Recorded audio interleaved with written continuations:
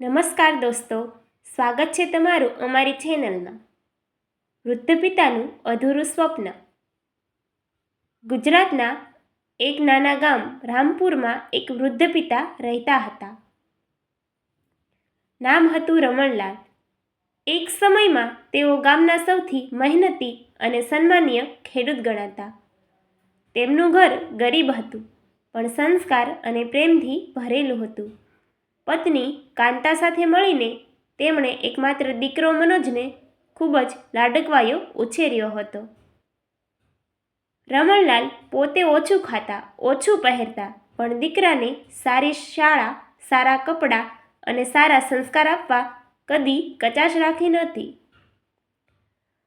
રમણલાલ રોજ સવારે 4 વાગ્યે ઉઠતા. ઠંડી હોય કે ગરમી હોય, વરસાદ હોય કે તડકો, તેઓ ખેતરમાં જ જતા. હાથમાં જૂનું કુદાળ અને માથે પાઘડી બાંધીને તેઓ ખેતરમાં મહેનત કરતા.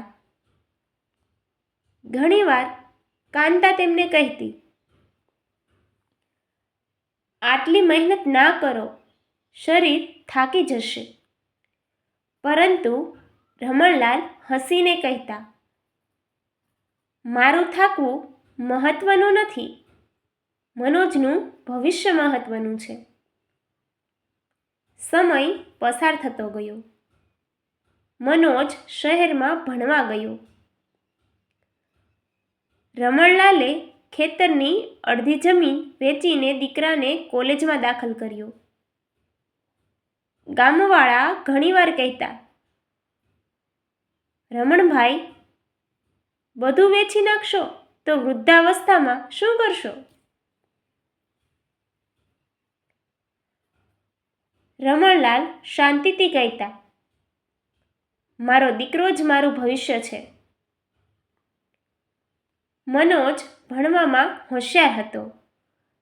તે શહેરમાં સારી નોકરીએ લાગ્યો. થોડા વર્ષોમાં તેણે શહેરમાં ઘર ખરીદ્યું અને એક સારી નોકરી કરતી યુવતી સાથે લગ્ન કર્યા. શરૂઆતમાં તે ગામમાં આવતો, પિતાને મળતો, તેમની કાળજી લેતો. પરંતુ ધીમે ધીમે શહેરની વ્યસ્તતા અને નવી દુનિયાને તેને પિતાથી દૂર કરી દીધો.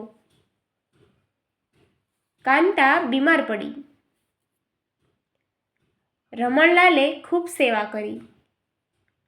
પરંતુ એક દિવસ કાંતા દુનિયા છોડીને ચાલી ગઈ. તે દિવસ રમણલાલ માટે સૌથી મોટો આઘાત હતો. જીવનભરની સાથી છૂટી ગઈ હતી. ઘર હવે ખાલી લાગતું હતું. દીકરો શહેરમાં વ્યસ્ત હતો, માત્ર ફોન પર પૂછપરછ કરતો. એક દિવસ મનોજ ગામ આવ્યો અને બોલ્યો, બાપુજી, તમે એકલા અહીં કેમ રહો છો? ઘર વેચી દઈએ અને તમે મારા સાથે શહેર ચાલો. રમણલાલે માની લીધું. તેમણે લાગ્યું કે હવે દીકરાની સાથે સમય પસાર થશે. શહેરમાં શરૂઆતના દિવસો સારા હતા, પરંતુ થોડા સમય પછી વહુને વૃદ્ધ પિતાની હાજરી ખટકવા લાગી.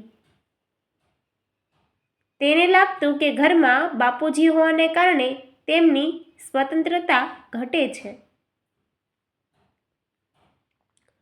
મનોજ પણ ધીમે ધીમે બદલાઈ ગયો. હવે તે બાપુજી સાથે ઓછું બોલતો. રમણલાલ ઘણીવાર બાલ્કનીમાં બેસીને જૂના દિવસો યાદ કરતા. ખેતરની સુગંધ, કાંતા સાથેની વાતો, મનોજનું બાળપણ, બધું આંખો સામે ફરી આવતું. એક દિવસ તેમણે મનોજને ધીમેથી પૂછ્યું, બેટા, હું તને ભારતો નથી ને? મનોજે તરત કહ્યું, ના બાપુજી. આવું કેમ કહો છો? પરંતુ તેના અવાજમાં એ પ્રેમ ન હતો જે પહેલાં હતો. વહુએ એક દિવસ મનોજને સમજાવ્યું કે વૃદ્ધાશ્રમમાં સારી સુવિધાઓ હોય છે. ત્યાં તેમના ઉંમરના લોકો મળશે. તેમને એકલતા નહીં લાગે તે કહેતી. મનોજ મૂંઝાયો, પણ અંતે તેણે બાપુજીને વાત કરી. રમણલાલનું દિલ તૂટી ગયું. તેમણે કંઈ કહ્યું નહીં, માત્ર આંખોમાંથી આંસુ વહેતા રહ્યા. વૃદ્ધાશ્રમમાં પહોંચ્યા પછી રમણલાલ શાંત રહી ગયા. ત્યાં ઘણા વૃદ્ધો હતા. દરેકની પોતાની પીડા હતી. કોઈએ દીકરાએ છોડ્યો હતો, કોઈએ દીકરીએ. રમણલાલ દરરોજ દરવાજા તરફ જોઈને રાહ જોતા કે કદાચ આજે મનોજ આવશે. એક દિવસ વૃદ્ધાશ્રમમાં એક કાર્યક્રમ હતો જ્યાં સંતાનોને બોલાવવામાં આવ્યા હતા. ઘણા લોકો આવ્યા, પરંતુ મનોજ ન આવ્યો.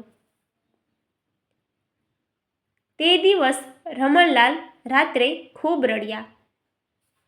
તેમણે ભગવાનને કહ્યું, હું દીકરાને કદી દોષ નથી આપતો. કદાચ મારી પરવરિશમાં જ કમી રહી હશે. સમય વીતતો ગયો. રમણલાલની તબિયત ખરાબ થવા લાગી. ડૉક્ટરે મનોજને ફોન કર્યો. જ્યારે મનોજ હોસ્પિટલ પહોંચ્યો ત્યારે બાપુજી બેડ પર શાંત પડ્યા હતા.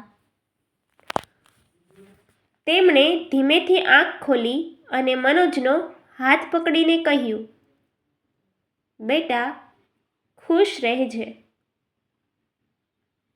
બસ એટલું જ માગું છું. અને એ શબ્દો સાથે તેમની શ્વાસ અટકી ગઈ. મનોજ તૂટી ગયો. તેને પોતાના પિતાની બધી મહેનત યાદ આવી. ખેતરમાં કામ કરતા, પોતાની જરૂરિયાતો દબાવીને દીકરાને આગળ વધારતા. તેણે સમજ્યું કે પૈસા અને શહેરની ચમકમાં તેણે જીવનનો સાચો ખજાનો ગુમાવી દીધો હતો.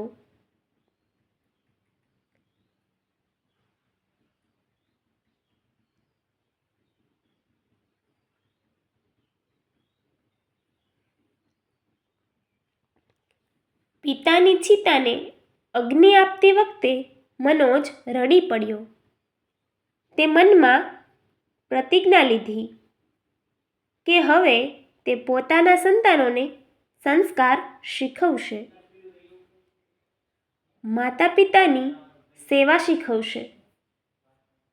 પરંતુ રમણલાલ માટે હવે બધું મોડું થઈ ગયું હતું.